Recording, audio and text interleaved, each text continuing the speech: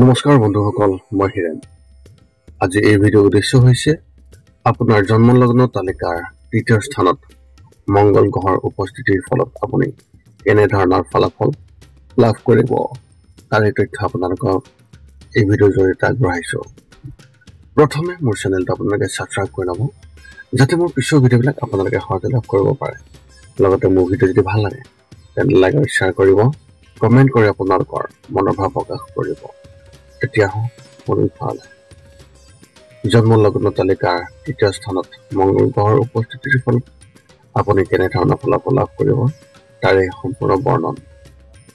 বৈদিক জ্যোতিষৰ মতে ৰাশিফলৰ তৃতীয় স্থানত মংগল গ্ৰহৰ প্ৰভাৱে সেই ব্যক্তিসকলক আত্মবিশ্বাস আৰু শক্তি বিশেষভাৱে প্ৰদান কৰে। আক্ৰমণাত্মকতা, যোগাযোগ, জ্ঞান আদিৰ ক্ষেত্ৰত ইয়াৰ প্ৰভাৱ পৰে। ৰাশিফলৰ তৃতীয় স্থানত মংগল গ্ৰহৰ অৱস্থানে সেই ব্যক্তিজনক তেওঁলোকৰ চিন্তাত স্পষ্ট আৰু স্বতঃস্ফূৰ্ত কৰি তোলাই নহয়, সহজতাৰ ভাল ক্ষমতাও বিশেষভাৱে প্ৰদান কৰে। এনে ব্যক্তিয়ে মানসিক আৰু মৌখিক এই দুয়োটা দিশতে আনৰ আগত বা আনৰ লগত নিজৰ চিন্তাধাৰা অধিক ফলপ্ৰসূভাৱে প্ৰকাশ কৰিব পাৰে। জ্যোতিষত ৰাশিফলৰ তৃতীয় স্থানত থকাৰ ফলত ইয়াৰ যি গুৰুত্ব তাৰ বিষয়ে জানি লওক। জ্যোতিষ শাস্ত্ৰত জন্মলগ্ন তালিকাখনক অত্যন্ত গুৰুত্ব দিয়া হয় আৰু এইটো অযুক্তিকৰো নহয়। জন্মলগ্ন তালিকাৰ ভিতৰত যিকোনো ব্যক্তিয়ে ভৱিষ্যতৰ হিচাপ কৰিব পাৰি। জ্যোতিষত জন্মলগ্ন তালিকাখনৰ 12টা ভাগত বিভক্ত, যাক আমি ঘৰ বা অৱস্থান বুলি কওঁ। জন্মলগ্ন তালিকাৰ প্ৰতিটো ঘৰৰ নিজস্ব তাৎপৰ্য আৰু ভূমিকা আছে। সহজ ভাষাত ক'বলৈ গ'লে প্ৰতিটো ঘৰতে জন্মৰ পৰা মৃত্যুলৈকে সকলো পৰিস্থিতি বা পৰিঘটনা আৰু সেই ব্যক্তিজনৰ বাবে চূড়ান্ত মুক্তিৰ চিত্ৰণ কৰা হৈছে। জীৱনৰ সকলো পৰ্যায়বোৰ এই ঘৰবোৰতেই জানিব পাৰে। আজি আমি জানিম জন্মলগ্ন তালিকাৰ তৃতীয় ঘৰটোৰ বিষয়ে বিশেষভাৱে আলোচনা কৰিম, যিটোক সেই ব্যক্তিসকলৰ সৌজাৰ স্থান বুলি গণ্য কৰা হয়। ই সাহস, বন্ধুত্ব, ছুটি ভ্ৰমণ, সংগীত, উল্লেখযোগ্য পৰিৱৰ্তন, দালালি আৰু সাহস আদি এই ক্ষেত্ৰসমূহৰ অন্তৰ্দৃষ্টি প্ৰদান কৰে। জ্যোতিষৰ হিচাপ অনুসৰি আমি ৰাশিফলৰ তৃতীয় স্থানত মংগল গ্ৰহৰ উপস্থিতিত ইয়াৰ ইতিবাচক আৰু নেতিবাচক প্ৰভাৱৰ বিষয়েও বিতংভাৱে আলোচনা কৰিম আৰু গভীৰভাৱে আলোচনা কৰিম। জ্যোতিষত সেই মংগল গ্ৰহটোৱে সেই ব্যক্তিসকলৰ সাহস, যুদ্ধ, শত্ৰু, বিৰোধিতা, ক্ৰোধ, উদাৰতা, যৌৱন আদিক বুজায়। যদি কোনো ব্যক্তিৰ জন্মলগ্ন তালিকাৰ তৃতীয় স্থানত মংগল গ্ৰহ অতি শক্তিশালী হয়, তেন্তে সেই ব্যক্তিসকলক অনুশাসিত, ন্যায়মুখী, পোনপটীয়া মন থকা, আনক বিশ্বাস কৰা, আনক পথ প্ৰদৰ্শন কৰা আৰু নিয়মৰ অনুগামী, স্পষ্ট চিন্তাধাৰা আৰু কঠোৰ পৰিশ্ৰমী কৰি তোলে। জন্ম তালিকাত যেতিয়া মংগল গ্ৰহ অনুকূল অৱস্থাত থাকে, তেতিয়া সেই ব্যক্তিজন দৃঢ় আৰু প্ৰভাৱশালী হয়। আনহাতে মংগল গ্ৰহ যদি প্ৰতিকূল অৱস্থাত থাকে, তেন্তে সেই ব্যক্তিজন আক্ৰমণাত্মক, যুঁজাৰু, হিংস্ৰ, আৱেগিক, চিন্তাশীল, দ্ৰব্যৰ অপব্যৱহাৰত লিপ্ত আৰু অনৈতিক কামত জড়িত হ'ব পাৰে। জন্মলগ্ন তালিকাৰ তৃতীয় স্থানত মংগল গ্ৰহৰ উপস্থিতিয়ে বিভিন্ন পৰিস্থিতিত ইতিবাচক আৰু নেতিবাচক এই দুয়োটাই প্ৰভাৱ পেলাব পাৰে। ৰাশিফলৰ তৃতীয় স্থানত মংগল গ্ৰহৰ উপস্থিতিৰ ফলত অনুকূল আৰু বিৰূপ প্ৰভাৱৰ বিষয়ে জানি লওক। জ্যোতিষৰ হিচাপত জন্মলগ্ন তালিকাৰ তৃতীয় স্থানত মংগল গ্ৰহৰ উপস্থিতিয়ে সেই ব্যক্তিসকলৰ আত্মবিশ্বাস আৰু শক্তিৰ ক্ষেত্ৰসমূহক প্ৰভাৱিত কৰে। জন্মলগ্ন তালিকাৰ তৃতীয় স্থানত মংগল গ্ৰহে সেই ব্যক্তিক শক্তি প্ৰদান কৰে যাতে তেওঁলোকে নিজৰ চিন্তা স্পষ্ট আৰু সহজে প্ৰকাশ কৰিব পাৰে। তদুপৰি তৃতীয় স্থানত মংগল গ্ৰহ থকা ব্যক্তিসকলে নিজৰ চিন্তাধাৰাক আনৰ লগত মানসিকভাৱে ভাল আৰু অধিক স্পষ্টভাৱে যোগাযোগ কৰাৰ ক্ষমতা লাভ কৰায়। ইয়াৰ উপৰিও এনে ব্যক্তিসকল কেৱল মানসিকভাৱে প্ৰকাশভংগী নহয়, বৰঞ্চ বিভিন্ন বিষয়ত জ্ঞানৰ অধিকাৰী হয়। তৃতীয় স্থানত মংগল গ্ৰহ থকাৰ বাবে সেই ব্যক্তিসকলৰ নিজৰ চিন্তা প্ৰকাশ কৰাৰ সময়ত সাহসী আৰু আত্মবিশ্বাসী হৈ পৰে। আনকি কিছুমানে যুক্তিৰ পৰা আঁতৰি নাযায়, সংঘাতপূৰ্ণ ভাষাও ব্যৱহাৰ কৰিব পাৰে।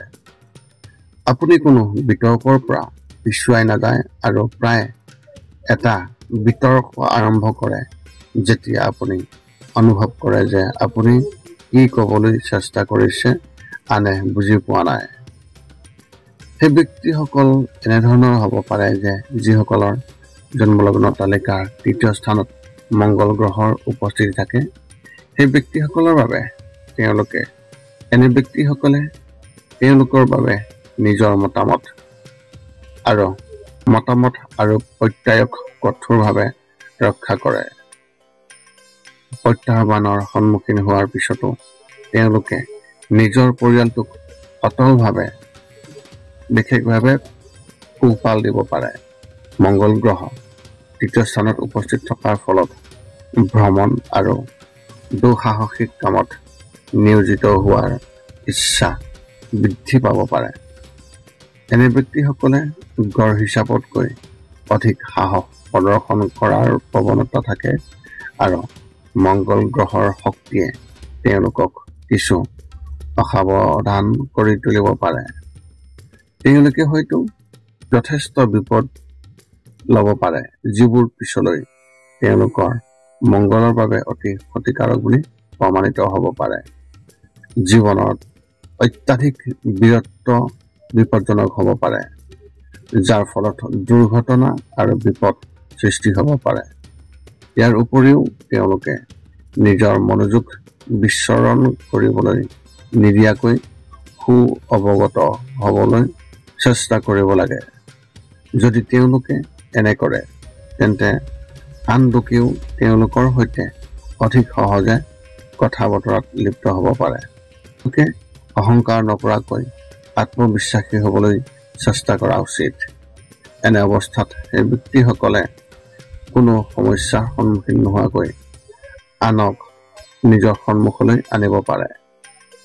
মংগল গ্ৰহৰ আৱেগিক শক্তিয়ে তেওঁলোকক নিজৰ চিন্তাৰ প্ৰকাশ নকৰাকৈ জিৰণি ল'বলৈ নিদিয়ে। ইয়াৰ ফলত তেওঁলোকে ফলপ্ৰসূ সমস্যা সমাধানকাৰী হ'ব পাৰে। আপোনাৰ জন্মলগ্ন তালিকাৰ তৃতীয় স্থানত মংগল গ্ৰহৰ ক্ষেত্ৰত মংগল গ্ৰহই ৰাশি আৰু নক্ষত্ৰ মণ্ডলৰ ওপৰত কেনেধৰণৰ প্ৰভাৱ পেলায় তাৰ এই তথ্য জানি লওক। জ্যোতিষশাস্ত্ৰত এজন ব্যক্তিৰ বাবে তৃতীয় স্থানত থকা মংগল গ্ৰহে প্ৰচণ্ড সাহসৰ সংকেত দিয়ে, কিন্তু স্বাৰ্থপৰ প্ৰৱণতাৰে তৃতীয় স্থানত থকা মংগল গ্ৰহই সেই ব্যক্তিসকলক প্ৰায় নেতা হোৱাৰ আশংকা কৰে আৰু সকলো কামৰ দায়িত্বও বহন কৰে। তেওঁলোকে ধাৰাবাহিকভাৱে নিজৰ পৰিয়ালৰ সদস্য, ভাই ভনী বা সহযোগীক নিৰ্দেশনা বা নিয়ন্ত্ৰণ কৰিবলৈ বিচাৰে। এই প্লেচমেণ্টে সেই ব্যক্তিজনক আত্মকেন্দ্ৰিক নেতা বা পৰিচালক হিচাপে গঢ় দিয়াৰ প্ৰৱণতা গঢ়ি তোলে।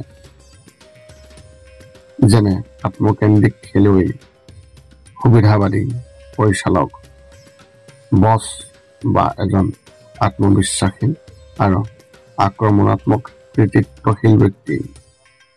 তৃতীয় স্থানত মংগল গ্ৰহ উপস্থিত থকাৰ বাবে সেই ব্যক্তিসকল খেলুৱৈ, আক্ৰমণাত্মক বিক্ৰেতা, স্বনিৰ্মিত উকিল বা উদ্যোগী ব্যক্তি হিচাপে বিশেষভাৱে প্ৰদৰ্শিত দেখুৱাব পাৰে। তৃতীয় স্থানত মংগল গ্ৰহ থকা ব্যক্তিসকলে বিতৰ্ক আৰু তৰ্কত লিপ্ত হৈ ভাল পোৱাৰ প্ৰৱণতা থাকে। তেওঁলোকৰ যোগাযোগ অতি ফলপ্ৰসূ আৰু প্ৰভাৱশালী হ'ব পাৰে। তেওঁলোকৰ আত্মবিশ্বাস আছে, যাৰ বাবে আনৰ সচেতন হওক বা নহওক তেওঁলোকক ভয়ংকৰ কৰি তোলে। তেওঁলোকে নিজৰ চিন্তা প্ৰকাশ কৰাত অতি শক্তিশালী হ'ব পাৰে, দৃঢ়তাৰে পৰিচালিত হ'ব পাৰে। অনুকূল মানসিক অৱস্থাত তৃতীয় স্থানত থকা মংগল গ্ৰহ অত্যন্ত উৎসাহী কৰি তোলে। তেওঁলোকৰ ইতিবাচক ভাইব সংক্ৰমণাত্মক হ'ব পাৰে, যিয়ে তেওঁলোকৰ চৌপাশৰ ব্যক্তিসকলৰ জীৱনক ইতিবাচকভাৱে ৰূপান্তৰিত কৰিব পাৰে। মানুহে হয়তো নিজৰ ইতিবাচকতা আৰু আত্মবিশ্বাসত প্ৰেৰণা পাব পাৰে। জন্মলগ্ন তালিকাৰ তৃতীয় স্থানত মংগল গ্ৰহে যদিহে তাত বন্ধুত্বপূৰ্ণ ৰাশি, শত্ৰু ৰাশি বা নিজৰ স্বৰাশিৰ ওপৰত কেনেধৰণৰ প্ৰভাৱ পেলায় তাৰ বিষয়েও জানি লওক। মংগল গ্ৰহে বন্ধুত্বপূৰ্ণ ৰাশিৰ ওপৰত কেনেধৰণৰ প্ৰভাৱ হ'ব, প্ৰথমে সেইটো বিষয়ে জানি লওক। বৈদিক জ্যোতিষৰ মতে মংগল গ্ৰহ যেতিয়া জন্মলগ্ন তালিকাৰ তৃতীয় স্থানত নিজৰ বন্ধুৰাশিত উপস্থিত হয়, তেতিয়া ই সেই ব্যক্তিসকলক সাহস আৰু শৌৰ্যৰ বিকাশত বিশেষভাৱে পোষকতা কৰে। বৈদিক জ্যোতিষৰ মতে ৰাশিফলৰ তৃতীয় স্থানত মংগল গ্ৰহৰ প্ৰভাৱে সেই ব্যক্তিসকলক আত্মবিশ্বাস আৰু শক্তিৰ প্ৰভাৱ পেলায়। আক্ৰমণাত্মকতা, যোগাযোগ, জ্ঞান আদিৰ ক্ষেত্ৰত ইয়াৰ প্ৰভাৱ পৰে। ৰাশিফলৰ তৃতীয় স্থানত মংগল গ্ৰহৰ অৱস্থানে সেই ব্যক্তিজনক তেওঁলোকৰ চিন্তাত স্পষ্ট আৰু স্বতঃস্ফূৰ্ত কৰি তোলাই নহয়, সহজতাৰ ভাল ক্ষমতাও প্ৰদান কৰে। এনে ব্যক্তিয়ে মানসিক আৰু মৌখিক দুয়োটা দিশতে আনৰ লগত নিজৰ চিন্তাধাৰা অধিক ফলপ্ৰসূভাৱে প্ৰকাশ কৰিব পাৰে। জ্যোতিষত জন্মলগ্ন তালিকাখনক অত্যন্ত গুৰুত্ব দিয়া হয় আৰু এইটো অযুক্তিকৰো নহয়। জন্মলগ্ন তালিকাৰ ভিত্তিত যিকোনো ব্যক্তিৰ ভৱিষ্যত হিচাপ কৰিব পাৰি।